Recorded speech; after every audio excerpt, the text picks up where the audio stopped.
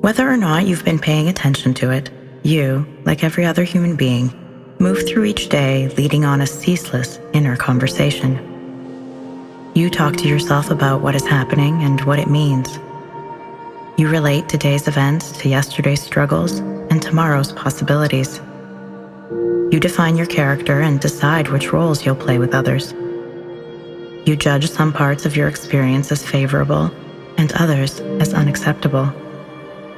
You decide what to fix and what to leave alone. You give meaning to each dream, each longing, each discomfort. You formulate ideas about what happens inside other people's heads. Your inner conversation is more than the sum total of thoughts that roll around in your head from day to day. It is the relationship you have with yourself and how that relationship connects you to the rest of existence.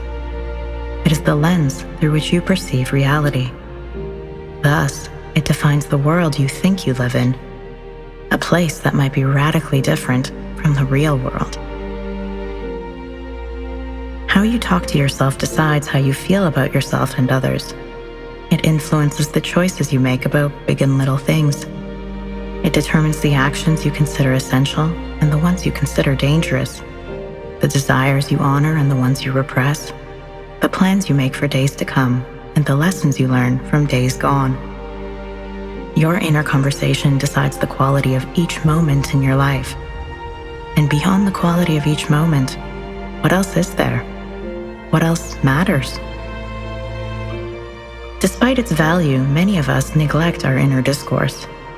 We seek the answers to our problems outside ourselves. We buy into the tempting idea that better life circumstances will bring us happiness. How could we not? After all, this message is plastered on our billboards, written into our movie scripts, and woven into our advertisements. Hypnotized by modern-day consumerism, we miss the obvious gaps in such logic. We all know people who seem to have everything but appreciate nothing. And for every imaginable misfortune, we can find examples of people who have blossomed from it. One person loses an arm and falls into alcoholism, shame, and despair. Another person loses an arm and becomes a world-renowned Paralympian. This difference is not inherent within the people or the situation. It is a consequence of how each person translates the meaning of losing an arm. How they respond to life's events comes down to what they tell themselves happened. We seek fulfillment in money, accomplishment, approval, status. We seek it in other people. One particularly harmful idea carried by our cultural narrative is that you need to find someone who will love you. Imagine if we believed this about any other basic need: food, water, oxygen. If you needed another person to provide you with those, you'd be considered dependent, if not disabled. Yet we so willingly put ourselves into this state with love. If someone else notices our qualities and talents, we think those parts of us must be worthwhile. Our potential floats like an island in the sea, uncharted, unexplored. We long for someone to discover us, admire us, colonize us. But why must it be another person? Why can't you sail that voyage and explore yourself? We tend to believe that once we get the right attitude, the right habits, the right belief systems, everything will be perfect. We place happiness into the hands of some future event, and we use ourselves to reach it. We think we're looking within, but we're still dabbling near the surface, objectifying ourselves and then becoming frustrated when those objects do not bend to our will. Our ideas about what lies within us keep us from open-minded self-exploration. Our unmasked selves do not look as we think they should, so we try our best to keep them out of sight. We hide from others, and we hide from ourselves. We neglect the gold mines of potential within us because we're too busy trying to make ourselves perfect. We overlook our deepest possibilities while we search for joy in shallow waters. But no amount of money, accomplishment, or romance will bring you joy until you learn to talk to yourself about joy, or until you stop talking yourself out of it. To journey into your inner conversation, you must go deeper than you have ever gone before. Any of us can notice negative self-talk patterns or note the stories we make up about other people. But changing these patterns is possible only for those who see the whole picture. The inner conversation is like a forest. You might read a book about gathering tree sap or avoiding poisonous snakes, and that might be helpful. But when you get out there, the wilderness will not contort itself to match your knowledge about it. It will be as it is. Therefore, you must do the contorting. Here we meet self-awareness. When I use this term, I am referring to the practice of trying to observe yourself as you are, and not just how you imagine yourself to be. If you do not call this self-awareness, that is all right. And if this is not how you define self-awareness, that is all right too. You are entitled to your definitions. I am not here to change them. I'm here to communicate something to you. You can embrace my definitions without surrendering yours. Words, after all, have no inherent meaning. Awareness is a process of seeking truth. The inner conversation is the place we're going to explore. A truth seeker needs both, to know how to look and where to look. Without self-awareness, you can only go so deep into your inner conversation. You can only hear so much. You can only change so much. A person who doesn't understand flowers might tug on them to make them grow. A person who doesn't speak the language of some place might misread the locals' sentiments and intentions.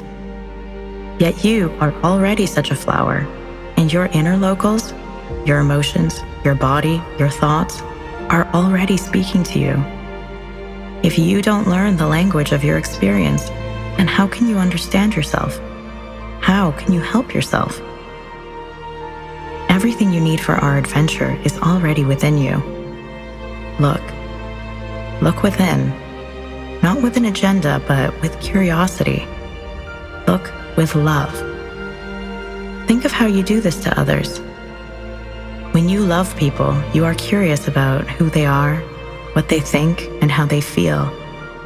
You watch them closely, wondering about their experience and what you can do to make it more enjoyable. You feel compassion for their pain and seek to make it more bearable. You are eager to learn the unique language of their existence. You want to understand them, inspire them, heal them. What if you could look at yourself this way?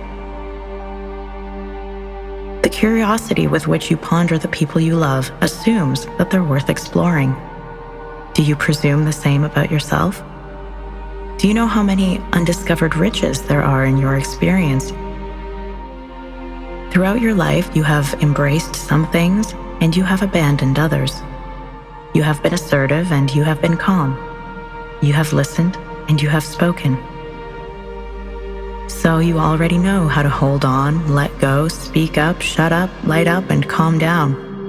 You don't need anyone to tell you what to do. You can figure that out for yourself. If only you can unleash your wild curiosity about the mysteries within you.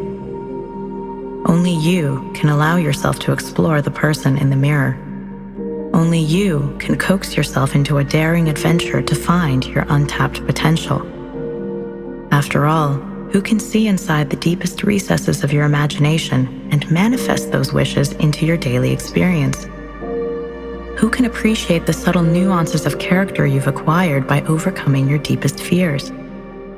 Who can acknowledge the demons that are no longer controlling you because of the work you've done to release them?